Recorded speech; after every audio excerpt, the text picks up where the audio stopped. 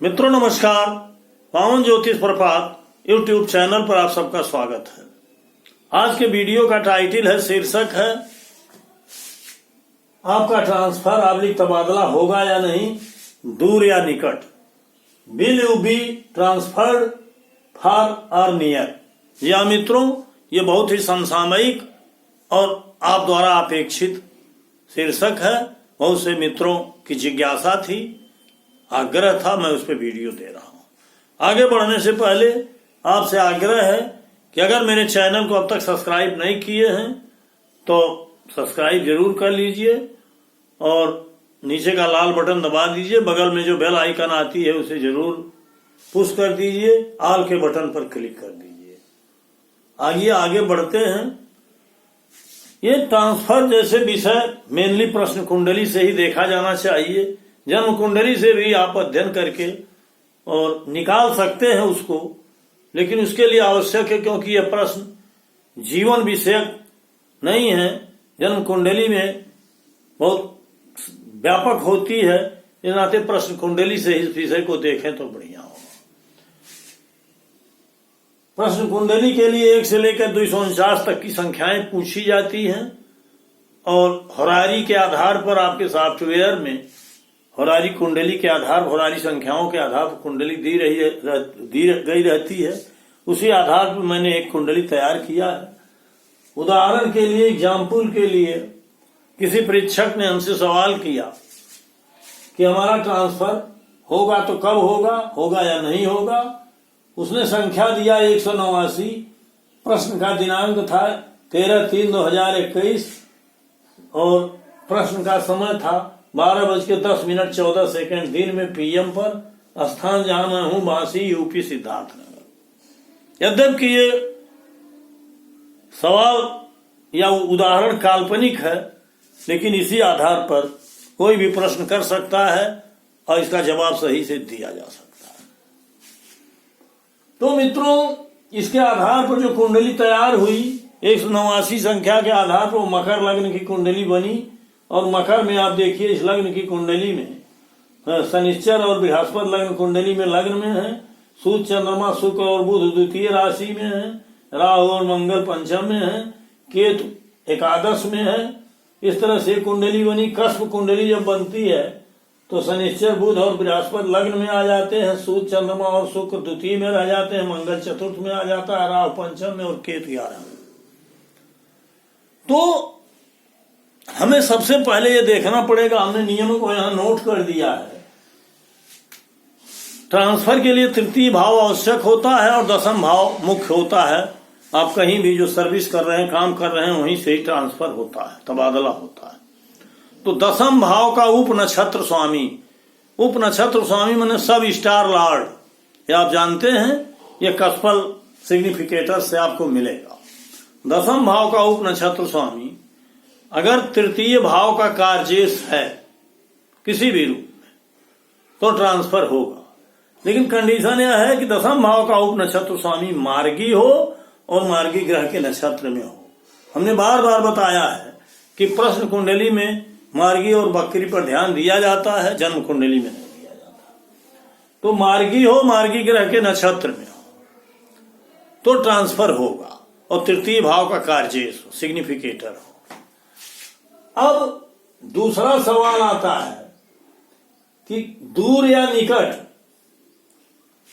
यहां दशा स्वामी को महत्व दिया जाता है। जिस ग्रह की दशा चल रही है उस दशा स्वामी वो किन भावों का सबल कार्जेश है। सबल का मतलब होता है नक्षत्र के माध्यम से जो भाव मिलेंगे। दशा स्वामी अगर तृतीय भाव का सबल कार्जेश है, तीसरे का, तो जहां से आप ट्रांसफर चाहते हो, देखिए कुछ लोगों की सीमा होती है, जैसे जिस ब्लॉक में है उस ब्लॉक से दूसरे ब्लॉक में होगा कि अपने ही ब्लॉक में होगा। कुछ लोगों के जिला से होता है तो जिला अपना घर समझ लीजिए। इस तरह से तो तृतीय भाव का कार्जेश हो तो पड़ोस वाले शहर में, नगर में, ब्लॉक में, जिले में। और अगर वो चतुर्थ भाव का सबल कार्जेश हो तो जिस ब्लॉक या जिले में आप रह रहे हो, जहां चाह रहे हो, उसी ब्लॉक में या शहर में आपका ट्रांसफर होगा। और अगर 12वें भाव का कार्येश हो, सबल कार्येश की बात मैं कर रहा हूं, दशम का उपलक्ष्य दशानाथ, दशानाथ की बात कर रहा हूं, अंतर दशा और प्रत्यंतर की बात नहीं कर रहा हूं। तो 12वें से विदेश में भी ट्रांसफर होता है, बहुत से लोगों का होता होगा।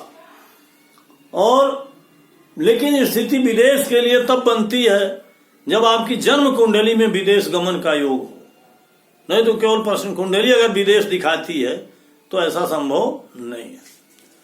अब हम आते हैं, देखिए कुंडली में मेनली कस्प कुंडली से फलादेश होता है।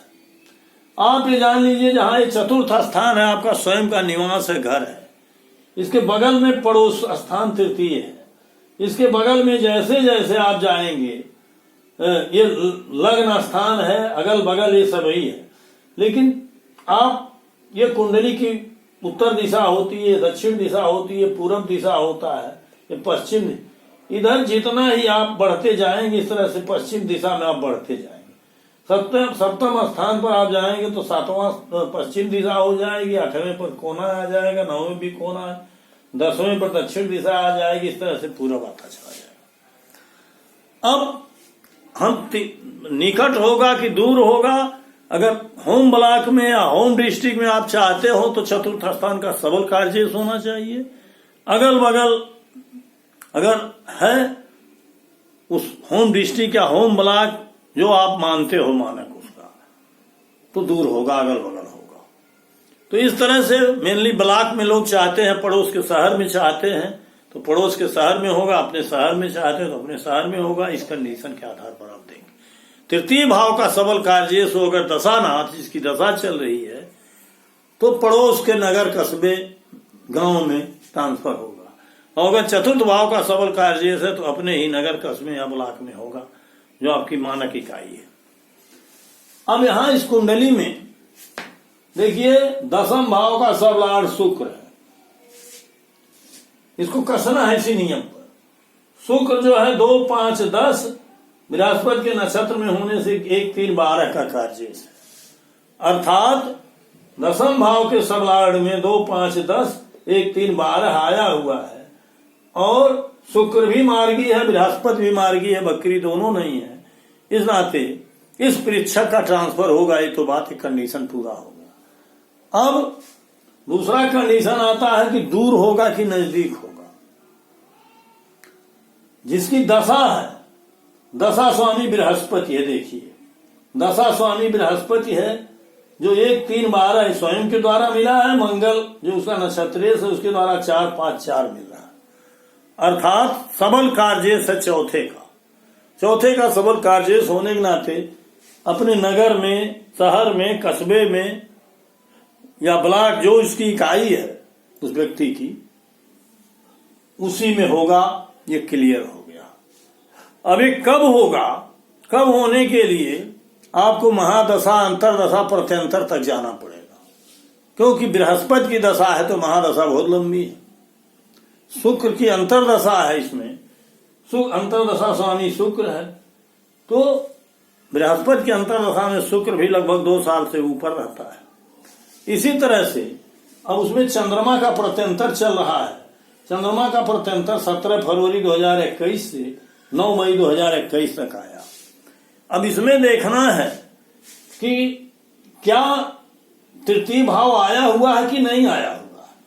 देखिए शुक्र में भी तृतीय भाव आया हुआ है और चंद्रमा में भी देखिए तृतीय भाव आया हुआ है। अर्थात चंद्रमा की अंतरदशा जो 9 मई 2021 तक है, जो 17 फरवरी 2021 से शुरू हुई है, परीक्षक का ट्रांसफर इसी में हो जाएगा। अब आपको हमने सब चीजें बता दिया कि होगा या नहीं, क्या कंडीशन है, दूर होगा या नजदीक होगा, ये भी कंडीशन हमने बता दिया, और कब होगा ये भी हमने बता दिया।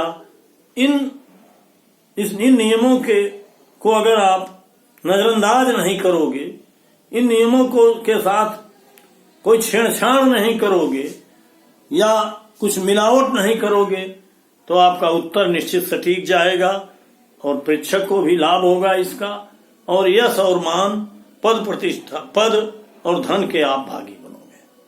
आप प्रवीण हो जाओगे धीरे धीरे ज्योतिष में।